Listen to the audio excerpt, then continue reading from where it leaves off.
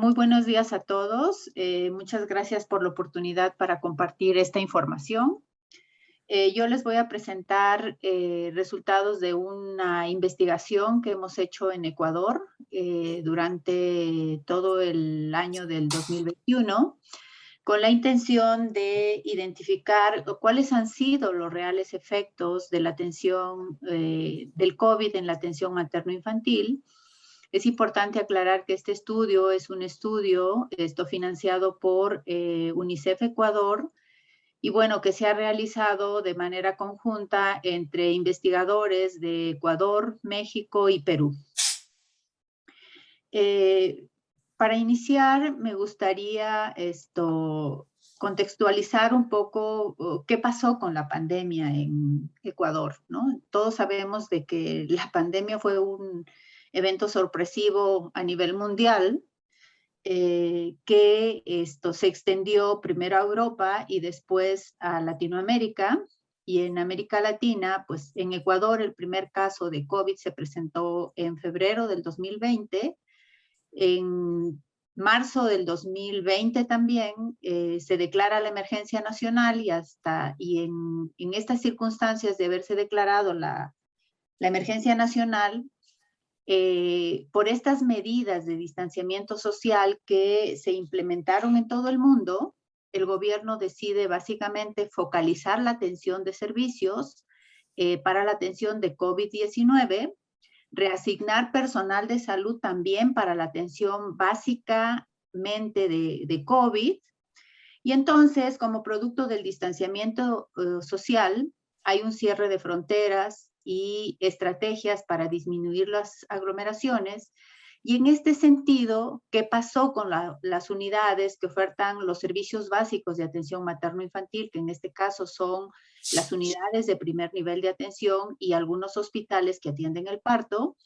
Prácticamente hubo una reducción drástica de la oferta de servicios. Digamos, 337 días en Ecuador se dejó digamos, de ofertar servicios básicos integrales a la población materno-infantil de manera continua y regular, y se apostó por otras estrategias que tenían que ver como el seguimiento virtual, algunas visitas domiciliarias, pero en esencia hubo una reducción importante de la oferta en el primer nivel, hasta en enero que inicia la vacunación, donde se empiezan a reabrir algunos servicios. Entonces, hasta la fecha tenemos más o menos 519,000 casos en Ecuador y se han puesto 22 millones de vacunas. Entonces, estamos pensando de que la vacuna ha sido un evento importante para que se puedan retomar las coberturas. Después, ¿cuál fue el objetivo en realidad de este estudio?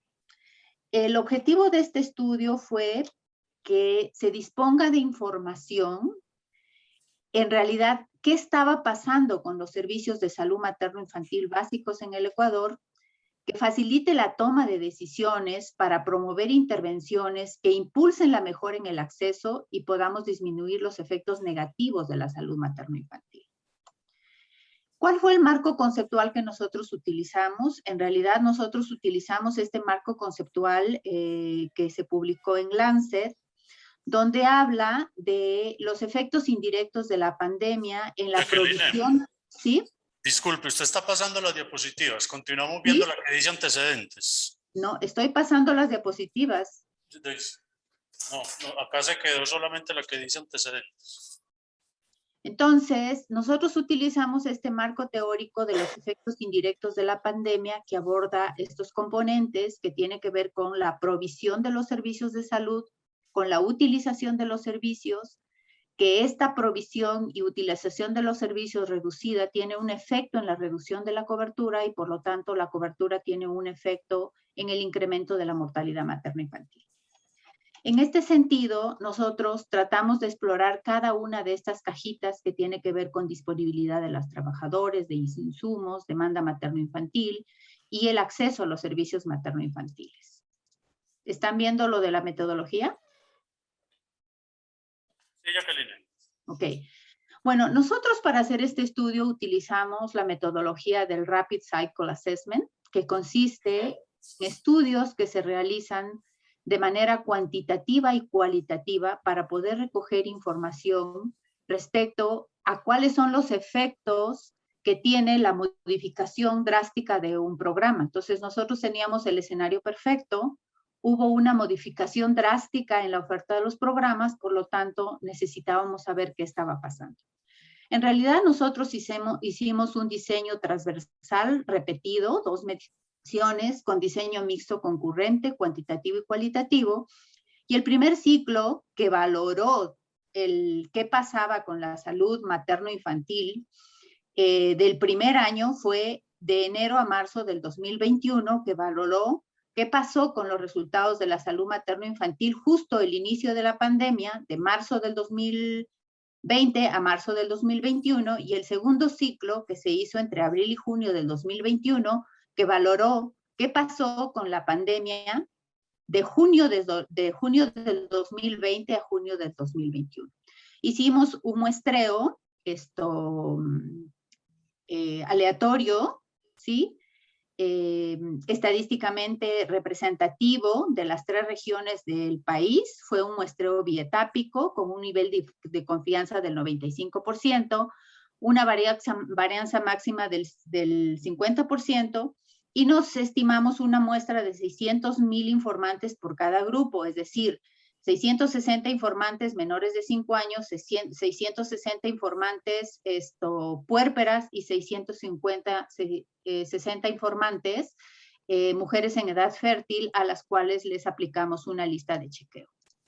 Como parte de la información que tomamos al personal de salud, nosotros diseñamos un cuestionario en línea, que es un cuestionario adaptado de una universidad suiza respecto a un cuestionario de Maternity Survey para poder explorar cuáles han sido realmente los efectos de la pandemia desde la perspectiva de los trabajadores de la salud. Tenemos registros administrativos de los últimos 7 años de Ecuador para aplicar una serie de tiempo para que nos permita estimar los efectos de la pandemia, y además realizamos entrevistas semiestructuradas a personal médico, enfermería, obstetricia, directivos de programas que estén involucrados en el campo de la salud infantil para explorar estas dimensiones: provisión de servicios, utilización de servicios y cobertura. Después tenemos cuáles fueron los resultados. Les voy a presentar un overview rápido porque en realidad tenemos muchísimos resultados. En el menor de 5 años, miren ustedes qué pasó. Calendario de vacunación, esquema completo. En el primer ciclo encontramos 40.2% de los menores de 1 año tienen esquema completo de vacunación. En el segundo ciclo subió un poquito, 51%. Control del niño sano. Esto es lo que establece la norma. Por ejemplo, para el menor de 6 meses, 6 controles. Pero ¿qué pasó aquí? Que en el primer ciclo solamente los niños tienen 2.5 controles y en el segundo ciclo 2.7 controles. Y veamos todos los grupos de edad, ninguno de ellos alcanzó lo estipulado en la norma. Si me voy a lo que se refiere esquema completo de vacunación por regiones, que son Costa, Sierra y Amazonía, miremos que en la región de la costa solamente el 57.6% de los niños tienen esquema completo. En la Amazonía el 41.4% y en la región de la Sierra el 41.1%. Según meses, si ustedes ven, de 12 a 23 meses, estamos hablando básicamente de vacunas que tienen que ver con SPR, sarampión. 42% en la costa, 37% en la sierra y 30% en la Amazonía. En realidad, en relación al control prenatal, las coberturas de control prenatal también están un poco bajas. Miren, tenemos prácticamente solamente el 42% de las mujeres logran tener más de 5 controles. Tenemos en relación a la calidad de la evaluación del control prenatal, si ustedes ven apropiada, efectiva y oportuna, las coberturas bordean alrededor del 50%, o sea que hay un 50% de la oferta de servicios que carece de calidad, Y en relación a métodos anticonceptivos, sí tenemos, digamos, coberturas más o menos elevadas que bordean alrededor del 81%. Si me voy a la parte de los resultados cualitativamente, ¿qué nos dijo los profesionales de salud y la población? Que hubo una reducción drástica entre 30 y el 50% del personal en la oferta de servicios de atención materno-infantiles, que hubo una reducción de materiales e insumos, incluido vacunas, biológicos y medicamentos para la atención materno-infantil alrededor del 50%. La implementación de estrategias virtuales para el seguimiento tuvo muy poca aceptabilidad en la población. Y entonces, en enero, cuando se inicia la vacuna, continúa la reducción del personal porque se destinó la mayoría del personal al apoyo de la vacunación. Se está tratando de retomar el trabajo extramural y el trabajo comunitario con los técnicos de atención primaria y están tratando de hacer un retorno progresivo para la atención presencial. Después tenemos ¿qué efectos tenemos en relación a la vacuna pentavalente? Si ustedes ven la tendencia de Ecuador en relación a la vacuna pentavalente es esta, ¿no es cierto? Y ustedes ven cuál es la tendencia 2020, muy por debajo de lo que hay una tendencia habitual, y en el 2021 es mayor. ¿En cuánto se ha reducido? Ustedes verán que el problema es muy fuerte. En 7 veces al inicio de la pandemia durante este año, estamos alrededor de una reducción del 56% en el 2021, a junio del 2021, y una reducción del 21% durante 2020. En relación a la cobertura de atención prenatal, la reducción también es importante. Los 2 últimos años, el naranja 2020 y 2021, ¿en cuánto se ha reducido? En el 2020 se redujo en el 22%, y en este momento, a junio del 2021, hay una reducción del 26%. En relación a la estimación del incremento de la desnutrición, si ustedes ven las tendencias que estamos estimando, en el 2020 se incrementó en 8% la desnutrición crónica con respecto al 2019, y en el 2021 tenemos una reducción del 38% en relación al 2019, y si nos vamos en relación a desnutrición crónica, tenemos un incremento del 15% en relación al 2019 y el 58% respecto al 2019 con relación al 2021. En reducción del parto, los datos son iguales. Hay una reducción del parto vaginal en un 9%, hay un decremento de las cesáreas en un 16%, y en realidad, ¿qué pasó?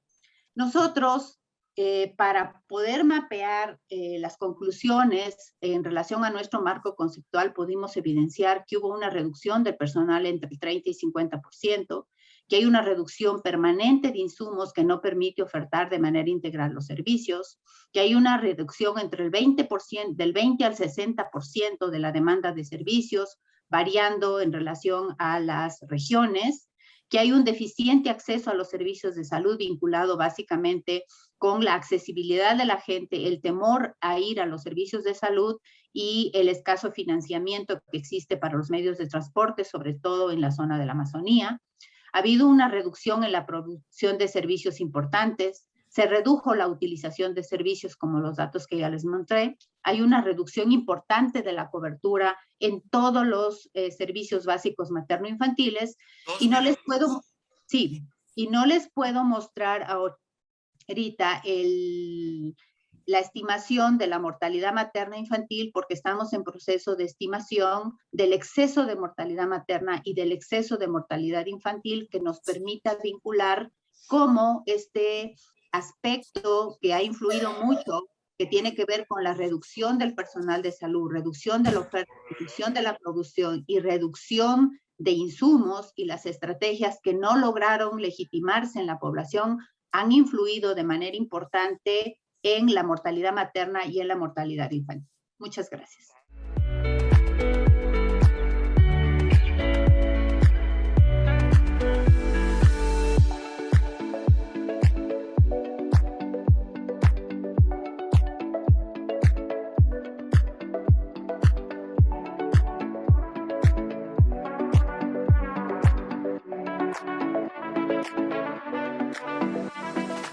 de resultados de la encuesta Aisher Colombia, que indagó por los efectos de la pandemia del COVID-19 sobre la vida sexual y reproductiva de las personas.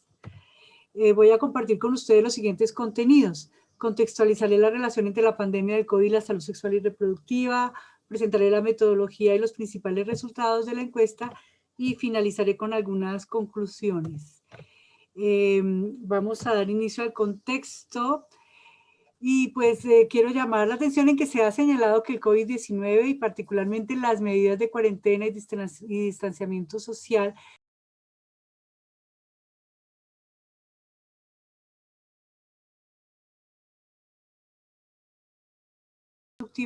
y en general la garantía de los derechos sexuales y los derechos reproductivos. En ese sentido, la investigación Aisher supuso una oportunidad para conocer mejor los cambios de la pandemia que la pandemia pudo haber generado sobre la salud sexual y la salud reproductiva y sus transformaciones, y en el caso colombiano nos permitió comparar la situación antes de la pandemia, es decir, antes del 23 de marzo del 2020, durante las medidas más restrictivas que es el periodo que se dio entre marzo y septiembre del año pasado, y después que fue a partir de octubre, cuando finalizó la primera cuarentena estricta. La encuesta Aisher es un estudio colaborativo realizado a nivel internacional por 34 países de todas las regiones del mundo.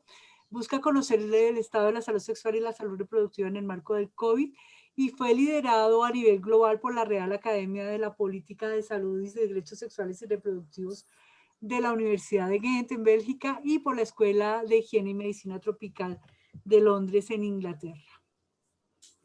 En cada uno de los países en los cuales se adelantó el estudio se contó con una universidad o una organización que liderara la implementación, y en el caso de Colombia estuvo a cargo de Profamilia. A continuación les vamos a compartir un poco más sobre cómo se llevó a cabo el estudio. Muy rápido por el tiempo. Les muestro aquí que se surtieron diferentes etapas para la implementación y coordinación con el estudio, con el Consorcio Internacional de Aisher y el trabajo de Profamilia para desarrollar la encuesta. Esta fue una encuesta, un estudio transversal a través de una encuesta autodiligenciada que respondieron de manera virtual personas de 18 años y más.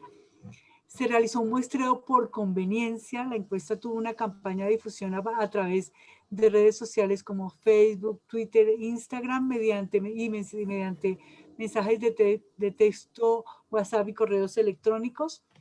Y de acuerdo con las leyes colombianas de protección de datos personales, el proceso de recolección de la información garantizó que todos los datos fueran anónimos y estuvieran encriptados con el fin de proteger la identidad de las personas participantes. Vamos a avanzar en la presentación de los resultados. Recuerdo los periodos de referencia antes de las medidas, es decir, antes del 23 de marzo, durante la cuarentena entre marzo y septiembre, y después de las medidas más estrictas que fue a partir de octubre de 2020 en el caso de Colombia. Con relación a las características sociodemográficas, en total participaron 2.444 personas, el 61% fueron mujeres, el 54% fueron personas menores de 34 años y el 26% personas con orientación sexual e identidad de género diversas. En cuanto al estado conyugal, la mayoría de las personas estaba en una relación o vivía en pareja. Y podemos ver aquí con la comparación con la pirámide poblacional de Colombia, que aunque tuvimos una muestra diversa, las personas participantes fueron generalmente personas jóvenes con un alto nivel educativo y sin hijos, lo cual difiere de la estructura poblacional del país. Por la modalidad y los canales de difusión de la encuesta pues nos arrojan estos resultados. Y adicionalmente el 84% de las personas participantes eran residentes de las principales ciudades del país.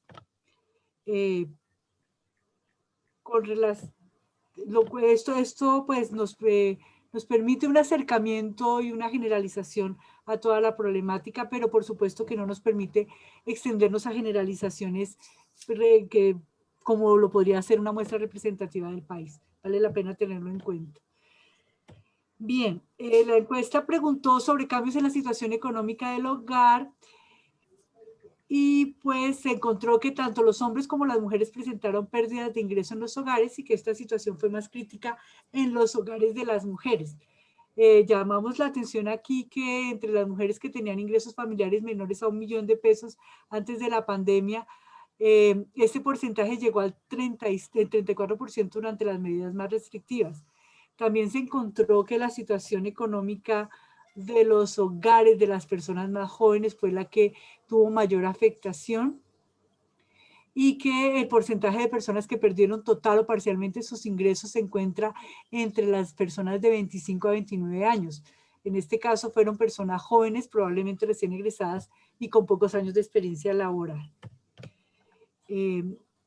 También se preguntó sobre los cambios en las relaciones afectivas y en las relaciones familiares, y los resultados nos mostraron que el 65% de las personas que contestaron la encuesta que tenían una relación estable durante los 3 meses anteriores, y que cerca al 80% continuó con la misma relación.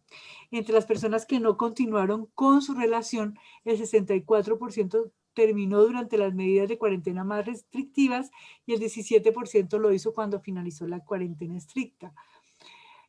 También queremos destacar que el 39% de las personas que terminaron su relación durante o después de las medidas señaló que esta ruptura estuvo relacionada con las medidas impuestas para y el distanciamiento social impuesto para contener la pandemia, y esto fue aún mayor entre los hombres.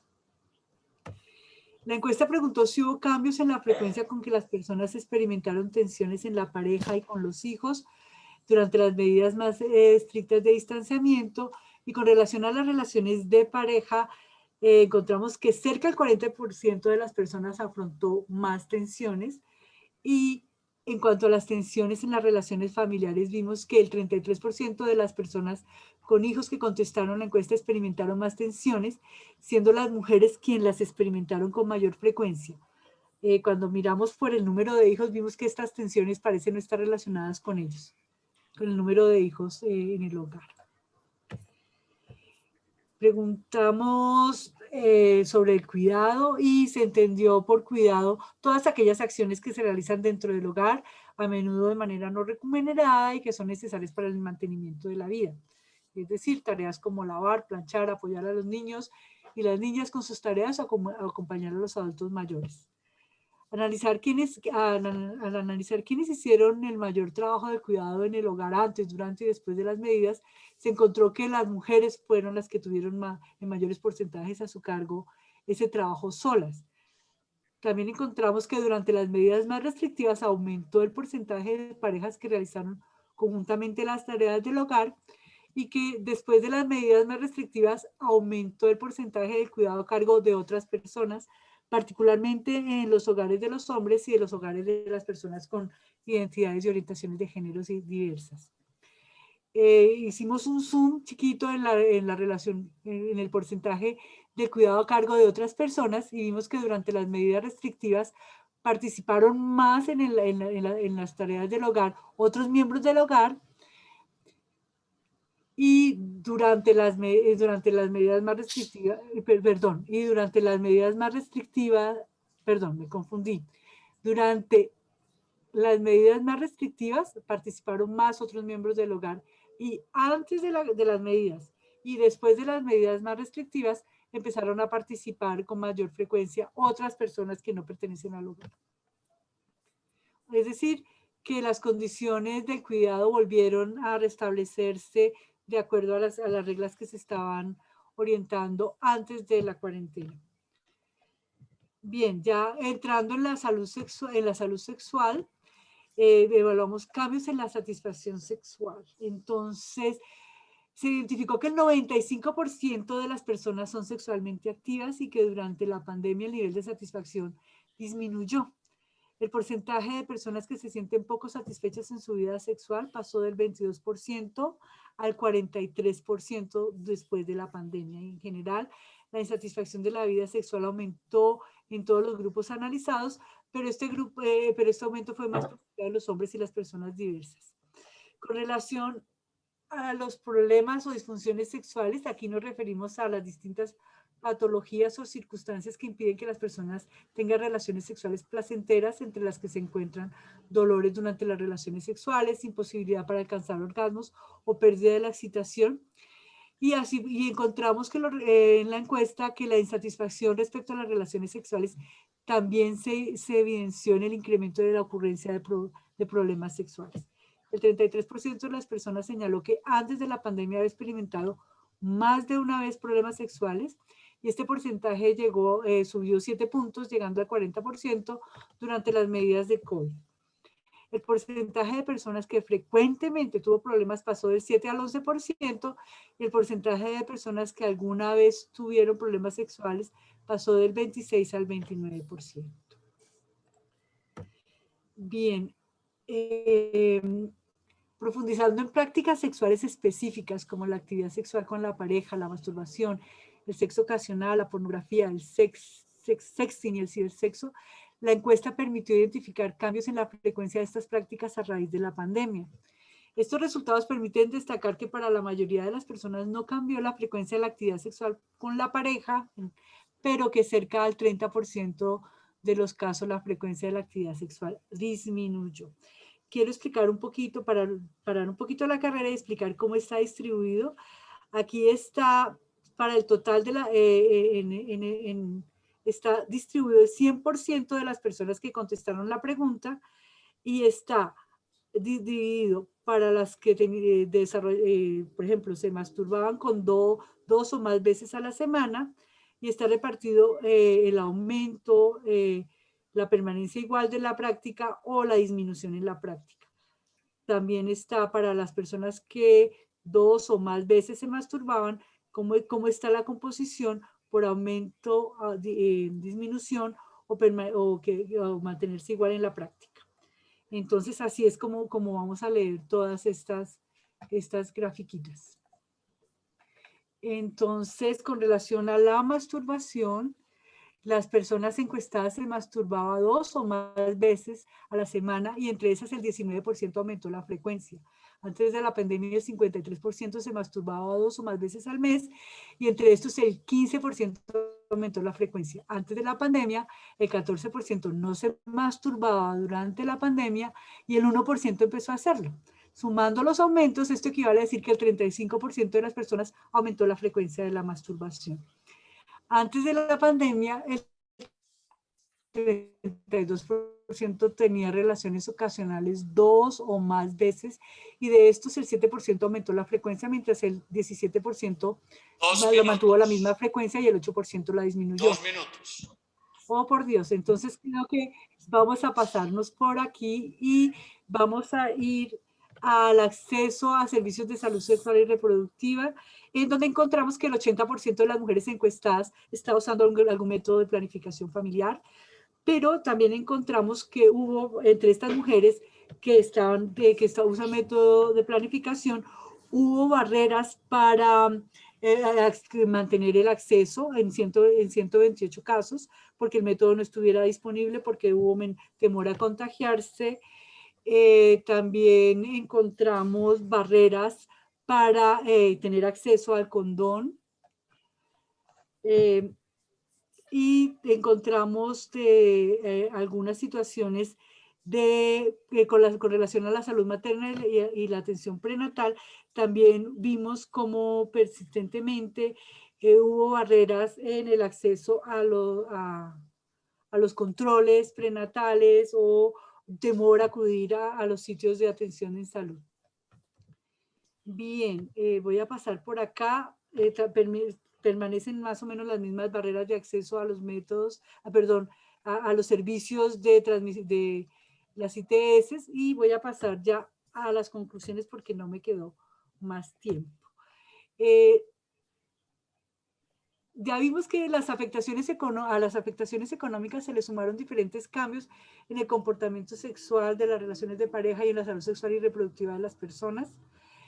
También vimos cambios en las relaciones familiares, que las mujeres sufrieron más tensiones familiares que los hombres, y que durante las medidas restrictivas asumieron una mayor carga del cuidado, y que en términos de comportamiento sexual disminuyó la satisfacción y aumentaron los problemas sexuales. por lo que vimos que confirma lo que la literatura estaba diciendo, que hay una mayor afectación en los derechos sexuales y reproductivos y en la atención a esto.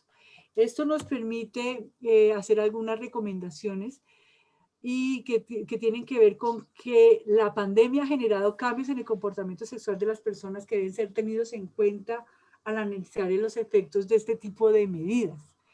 Que la mayoría de las necesidades en salud sexual y reproductiva no pueden esperar, su atención es urgente y esencial para prevenir afectaciones más graves sobre la vida de las personas, que es necesario generar estrategias y ajustes a través de la telemedicina, el desarrollo de aplicaciones y atención primaria en salud, para que durante las medidas que atienden las crisis no se vulneren los derechos sexuales y los derechos reproductivos de las personas. Muy bien, Algo que queda un segundo, quiero llamar la atención a que la información disponible sobre sexualidad y comportamiento sexual en el país es escasa, por lo que es necesario seguir incluyendo este tipo de preguntas en diferentes investigaciones, y que la desagregación de los resultados sobre orientaciones sexuales e identidades de género también nos permite profundizar en el análisis de comportamiento sexual, el trabajo de cuidado y el acceso a los servicios, por lo que también es necesario seguir incluyendo este tipo de variables en encuestas. Muchas gracias.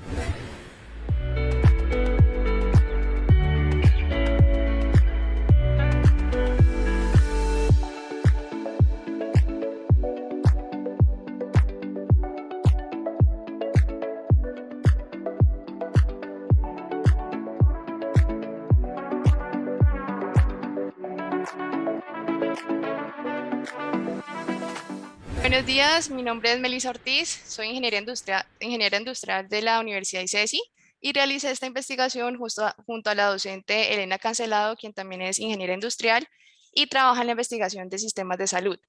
Entonces, nuestro proyecto se llama Innovación de Procesos y Organizativa en la Ruta de Atención Materno-Perinatal para la zona rural y rural dispersa del norte del Cauca. Bueno, para contextualizarlos un poco, realizamos esta investigación en el norte del Cauca, específicamente en los municipios de Caloto, Corinto, Miranda y Guachené. Según el ACIS 2020 del Cauca, la razón de mortalidad materna en el 2018 fue de 39,03% y la tasa de morbilidad materna fue del 4,49%. Los actores que interactúan en la ruta de atención materno-perinatal son las diferentes secretarías de salud, la IPS de primer nivel, que en este caso es la S Norte 2 del Cauca, las EAPBs, el Hospital Francisco de Paula Santander, que es el hospital de referencia, el hospital de segundo nivel, y la comunidad, que en estos municipios se distribuye entre comunidad indígena, afro y mestiza.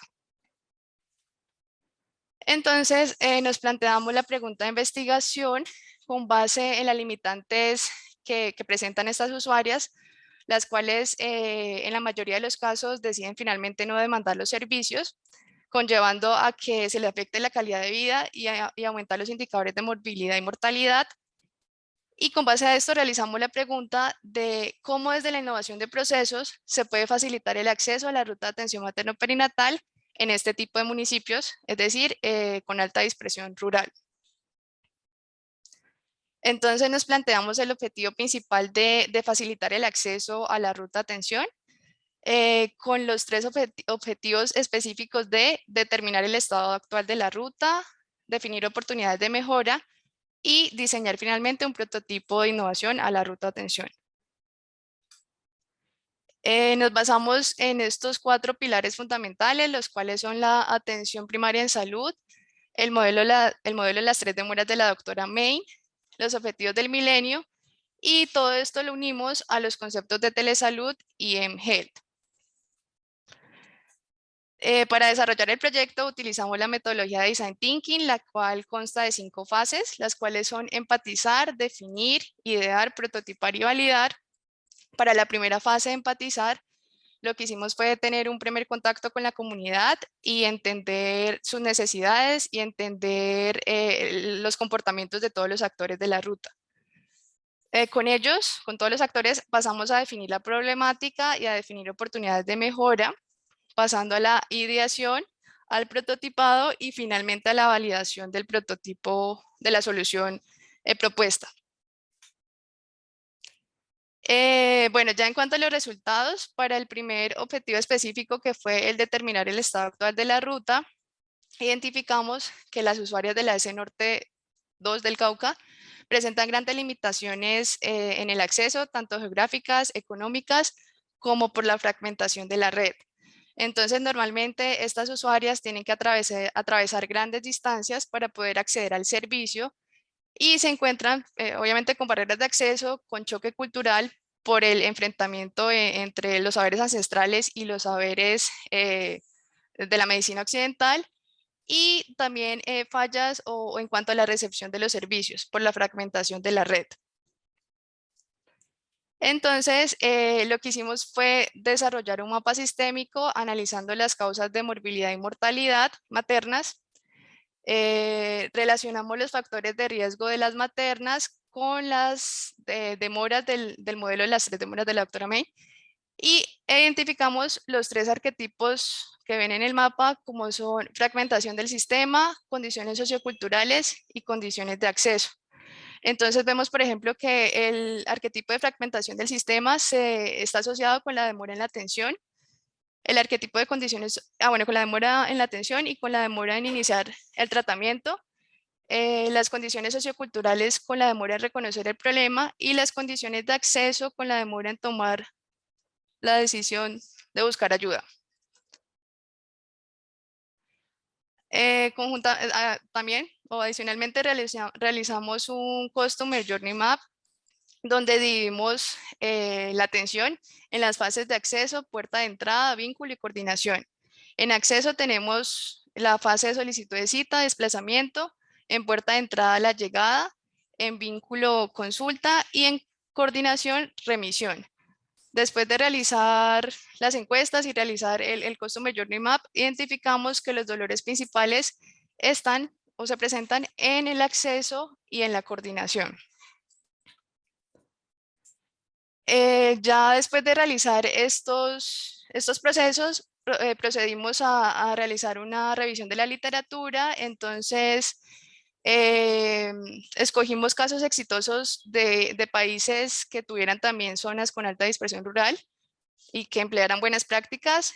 Entonces, y encontramos que países como Senegal, India, Reino Unido, Malasia y Sri Lanka utilizan también la mGel como aliado para facilitar el acceso. Por ejemplo, en India se destaca el seguimiento constante a las gestantes y al bebé. En Senegal, el uso efectivo de los canales de comunicación.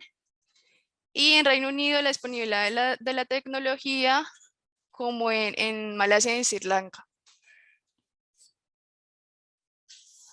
Ya. Pero así está bien. Bueno, pero no, es que tengo que correr un poquito esto hacia eso, como aquí.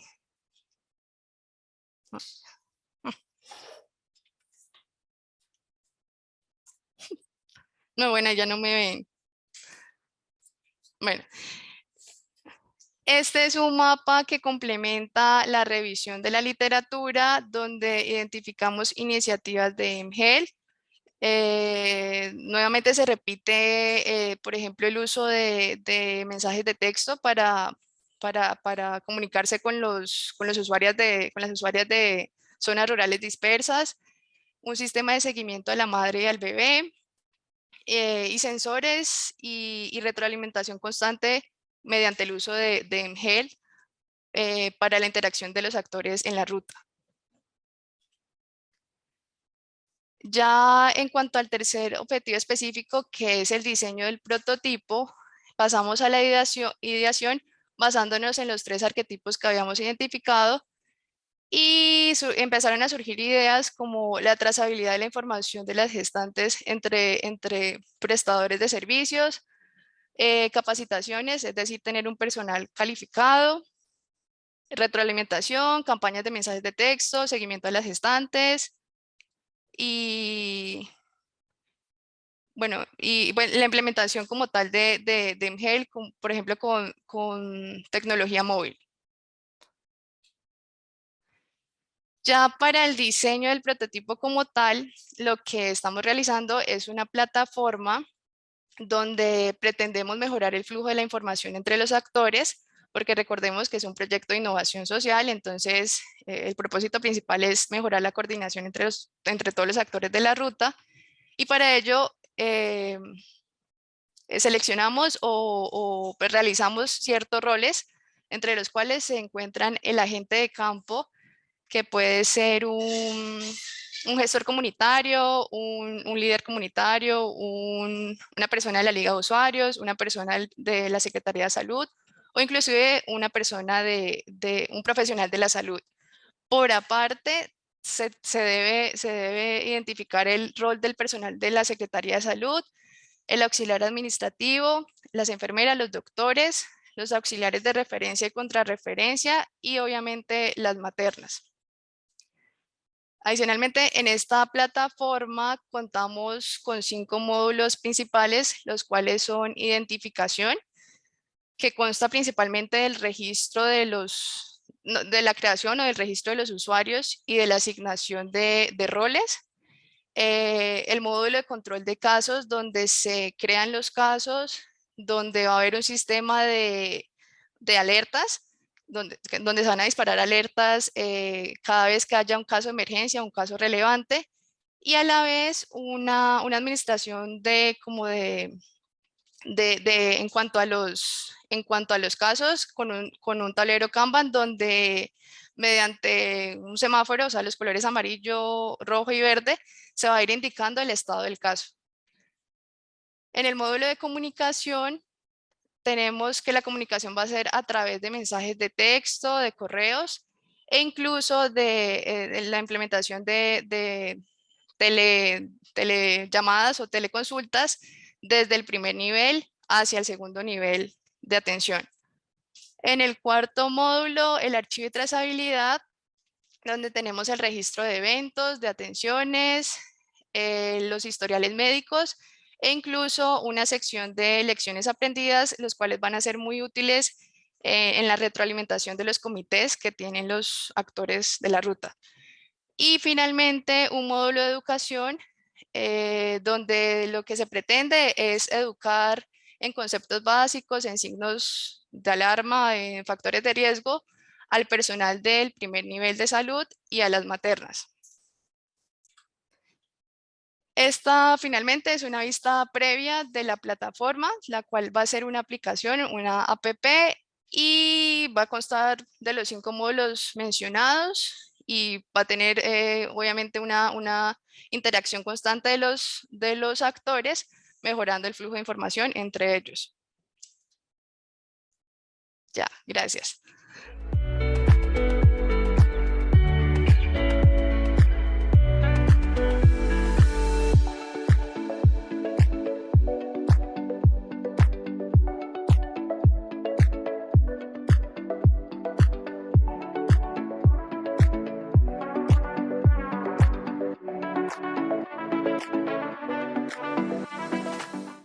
Mi nombre es Camilo Noreña Herrera, yo soy profesional en la Administración de Servicios de Salud, estudié una maestría en Ciencias de la Salud en el Instituto de Salud Pública de México y actualmente curso el programa de doctorado en Salud Pública de la Universidad de Antioquia.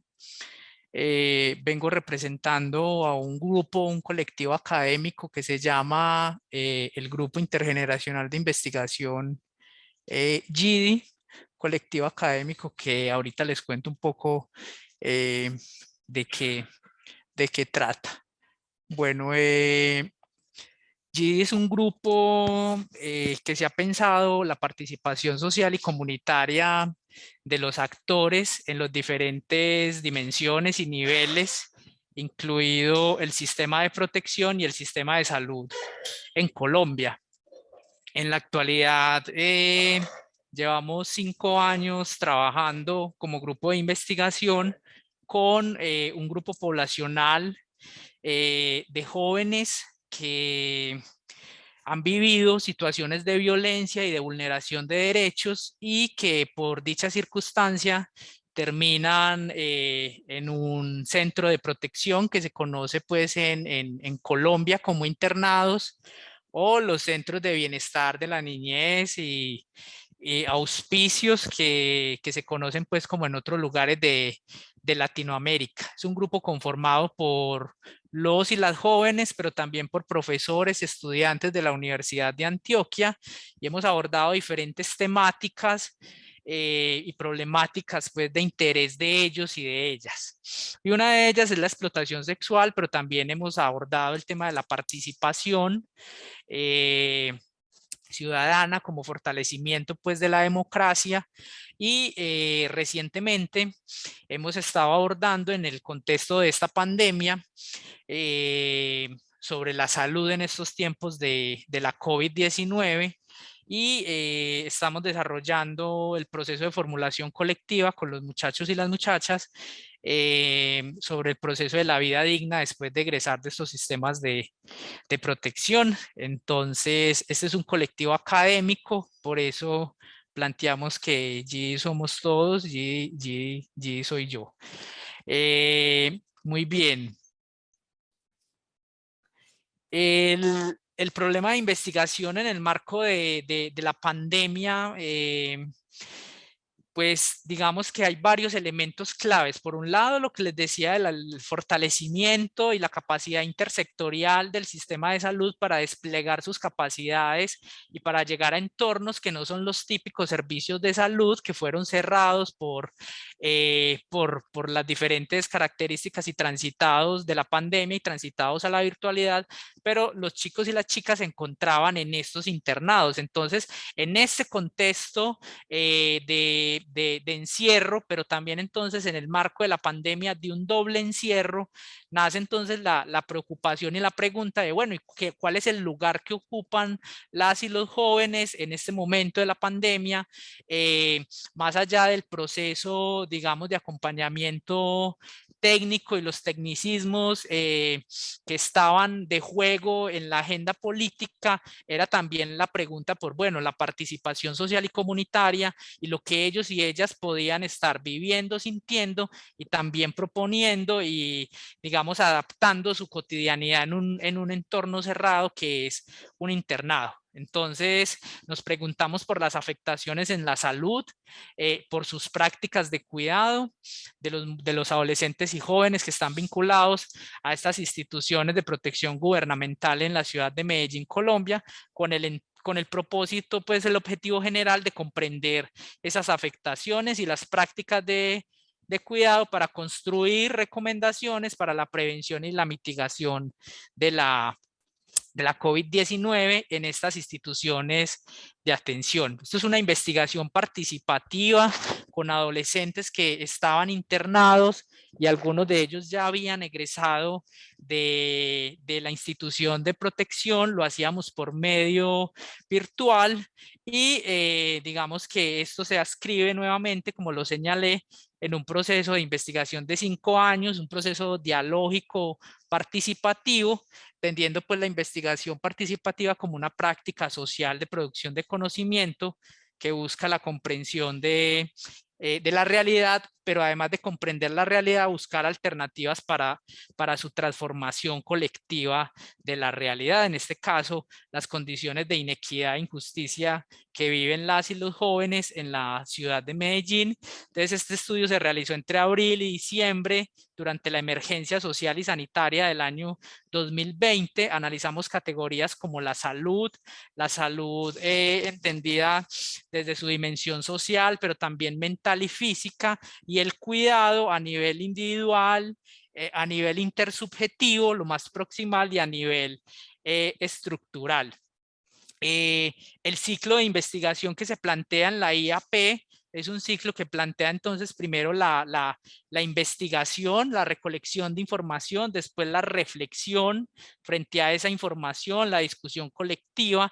Hacíamos unos encuentros quincenales con los muchachos y las muchachas con el permiso de las autoridades administrativas que tienen la custodia de ellos y de ellas en estos internados. Y finalmente propusimos algunas acciones de apropiación social del conocimiento, pero también algunas recomendaciones de política para el desarrollo pues, y la implementación de estas medidas de salud pública para enfrentar la pandemia en interrelación pues, con el sistema de salud, pero también el sistema de protección y demás actores interrelacionados con las ciudadanías juveniles y la salud pública juvenil. Los resultados que hoy les vamos a presentar hablan de las afectaciones en la salud física y mental de los adolescentes y jóvenes y las prácticas de cuidado en la pandemia. Entonces, frente a la salud física y mental de los adolescentes y jóvenes, encontramos que en esta institución de protección, pues, se presentan situaciones, ellos y ellas vivieron situaciones que de alguna manera afectaron su salud mental, como el sentir miedo, ¿cierto? La sensación y la expresión del miedo, el aburrimiento, la angustia y el estrés y un deterioro en su estado físico. Además, en esta condición de la pandemia, pues ese temor y esa angustia ante el contagio del virus SARS-CoV-2. Frente a con relación a las medidas de salud pública, pues como en todos los países, en Colombia las medidas restringieron el poder, hubo un confinamiento poblacional, entonces pues se restringió el poder salir, el que ellos y ellas tuviesen las visitas familiares, entonces la comunicación con la familia además fue limitada porque las instituciones de protección pues no tenían todo el sistema montado de una facilidad de conexión a internet, un wifi, una sala de cómputo y demás. De hecho, en este proyecto logramos la posibilidad que con la Universidad de Antioquia comprar algunas tablets para entregar a las instituciones de protección. Entonces, estas medidas de salud pública lo que generaron en ellos pues fue esa sensación y esa vivencia de un doble encierro. El encierro porque estoy en una institución de protección, porque he sido víctima de vulneración de derechos, pero ese doble encierro porque pues confinaron a toda la población, no tengo visitas, no me puedo comunicar de manera frecuente y fue, digamos, ese uno de los principales hallazgos que encontramos en este estudio. Y además, todo el tema de la infodemia y la infoxicación, que fue toda la sobrecarga de información y la información falsa que llegaba y que se veía pues a través de las noticias y que los mismos educadores y profesionales que los cuidan a ellos, digamos, no sabían depurar y no estaban en la capacidad para controlar qué información llegar, ¿cierto? Y los limitados espacios de discusión crítica sobre la información de prevención y toda la infodemia que esta pues generó.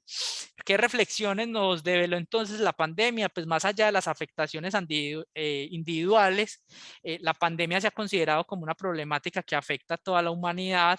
Vivimos en una sociedad con una gran inequidad y desigualdad.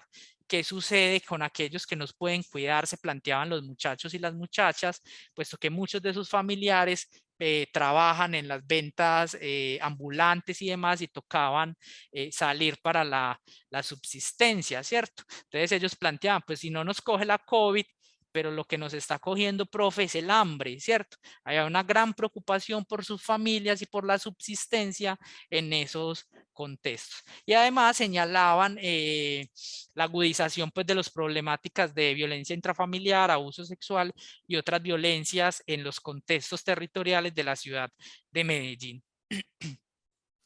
La otra dimensión entonces son las prácticas de cuidado que se pudieron implementar en clave de la pandemia, ¿cierto? Entonces, unas prácticas de cuidado orientadas por el manejo del exceso de información, ¿cierto? Entonces, frente a ese manejo del exceso de información, denme un segundo, trato acá como de ampliar para ver un poco. Ah, no. para darles un.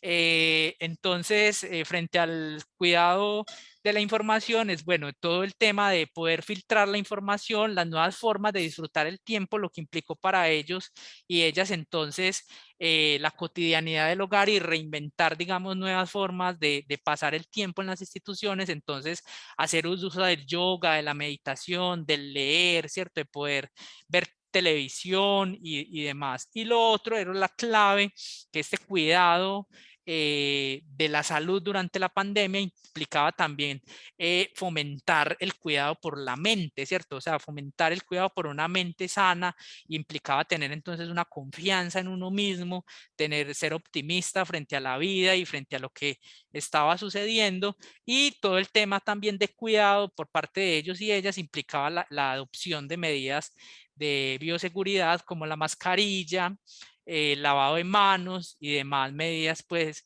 recomendadas. Y además, en clave de esta condición, la capacidad de adaptación de los muchachos y de las muchachas que evidenciamos era también la posibilidad entonces de empezar a cuidar el cuerpo, ¿cierto? Procurar descansar ante este voltaje amplio de información, cuidar el cuerpo, descansar y tener una buena alimentación en clave pues de las condiciones posibles. Entonces, frente a las prácticas de cuidado que nos develó, pues que las prácticas de cuidado van más allá desde una perspectiva individual, sino que se piensa en el colectivo, desde el cuidado del uno mismo, pero también desde el cuidado del medio ambiente, ¿cierto? No es únicamente la lógica de prevención de la infección del virus, de lavado de manos y de uso de mascarilla, sino que trasciende esa lógica individualista y biomédica y es el cuidado en colectivo y también en clave de cuidar la mente, cuidar la salud mental. Los adolescentes han implementado también prácticas de cuidado de ellos, pero también de los otros y del medio ambiente. Se evidencia la preocupación por los animales, por las plantas y demás seres vivos del planeta. ¿Qué recomendamos entonces en clave pues del sistema de salud? La promoción de la salud física y mental de los niños, niñas y adolescentes, ¿cierto? A medida que el pico de contagio ha venido cambiando, entre las medidas se han venido adaptando y ha sido posible entonces la flexibilización de las visitas, de que ellos puedan salir una vez al mes donde sus familias, y es clave también el fortalecimiento del acompañamiento psicosocial, no solamente para quienes están en la institución, sino quienes ya están egresando, ¿cierto? Garantizar la buena comunicación con la familia y desarrollar, digamos, unas buenas prácticas de vida saludable como el buen dormir, la nutrición y el deporte. Y frente a la prevención del virus, pues la implementación, continuar implementando las medidas de bioseguridad y demás elementos que toca adaptar en un espacio cerrado. Imagínense ustedes en un internado, aislar un niño o una niña en una habitación cuando ellos y ellas dormían juntos 5 o 6 en una habitación. Entonces el tema de implementar estas medidas hace que los espacios de cuidado, los internados, centros de cuidado de la infancia y la adolescencia, pues cada vez tengan unas mejores condiciones. Y bueno, y queremos también señalar frente a los programas especializados de atención la importancia de considerar entonces las visitas con los medios de condiciones de seguridad y demás, y la comunicación sobre el COVID, la importancia de adaptar los mensajes para los muchachos y muchachas, para los niños, niñas y adolescentes, porque en primera instancia se vendieron que los niños, niñas y adolescentes eran los principales transmisores del virus y por eso hubo que cerrar en primera instancia las instituciones educativas, pero se dejó a un lado la participación y los aportes que ellos y ellas como ciudadanos pueden hacer y promover discusiones críticas frente a las medidas de prevención.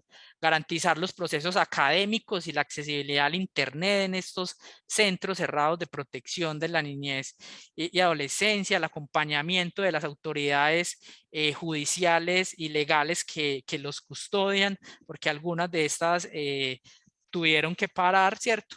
Y todo el tema clave y fundamental. O sea, los niños, niñas y adolescentes son actores sociales, son ciudadanos y son actores políticos y sociohistóricos que aportan en conjunto a la construcción de respuestas para las próximas pandemias que pueden llegar a nivel global. Y estas son algunas recomendaciones en clave pues de los planes territoriales de la salud, y les quería paso así rápidamente para mostrarles una de las estrategias de apropiación social del conocimiento que dura 30 segundos. Perfecto. Las niñas, niños y adolescentes enfatizan en el derecho a salud como una manera de cuidar su salud mental y física. Con este se refieren a la posibilidad de encontrarse con otros, garantizando el derecho a la comunicación y a la conectividad. Yo creo que porque solo escucho yo.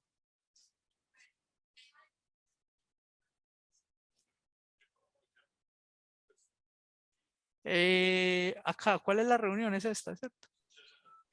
Camilo, ¿se escucha bien? Ah, sí. Listo, perfecto. Listo. Son 30 segundos. Perfecto. Gracias, Jacqueline.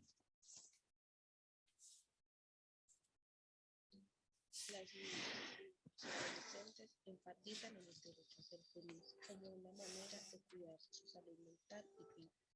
Con esto se refieren a la posibilidad de encontrarse con otros, garantizando el derecho a la comunicación y a la conectividad. Para esto, se propone crear una red digital entre instituciones de protección donde se puedan compartir con los niños, niñas y adolescentes en el sistema de protección.